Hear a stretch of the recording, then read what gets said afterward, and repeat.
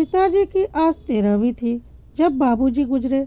अनुराधा दीदी को अमेरिका में सूचित किया गया था। वो बोली थी कि पिताजी के गुजर जाने का हमें बहुत दुख है, पर हम तुरंत तो नहीं आ सकते। हाँ, हम दोनों 13वीं पर आ जाएंगे। आज दीदी और जीजाजी सुबह सुबह आ गए। माताजी लंबी बीमारी के बाद पहले ही गुजर चुकी थी और अब करीब 12 वर्षों तक लकवा झेलने के बाद पिताजी भी गुजर गए। आजकल इलाज इतना महंगा है कि पिताजी के इलाज में कर्ज भी हो गया। पूरा क्रियाक्रम होने के बाद दीदी ने कहा, हम 2 दिनों के बाद वापस जाएंगे।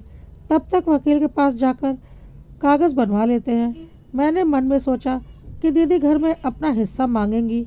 नए अध्यादेश के अनुसार पिता की जायदाद में बेटा बेटी दोनों का बराबरी का हक होता है। मकान के 2 हिस्से तो नहीं हो पाएंगे, इसलिए हिस्सा बांटना के लिए पहले घर बेचना पड़ेगा और फिर मुझे किराए के मकान में रहना पड़ेगा।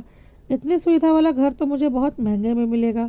फिर मैं घर खर्च कैसे चलाऊंगा? बच्चे भी अब कॉलेज में पढ़ रहे हैं। रात को दीदी और जीजाजी ने मुझे एक कागज़ पकड़ाया। मैंने चौंक कर कागज़ हाथ में लेकर पढ़ा।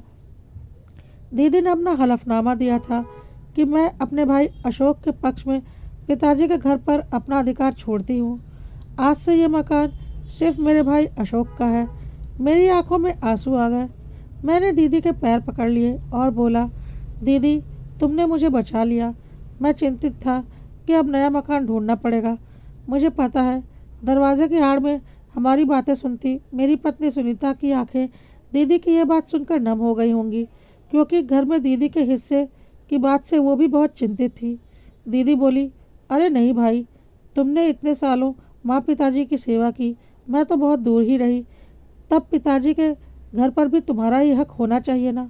मुझे पता चला कि तुम पर कुछ कर्ज भी चढ़ गया है। मैंने एक रकम तुम्हारे अकाउंट में भी जमा कर दी है, उससे तुम कर्ज मुक्त हो जाना। मैं मन में सोच रहा था कि बड़ी बहन को माँ का रूप इसीलिए कहा गया है क्योंकि माँ ही तो बच्चे का दुख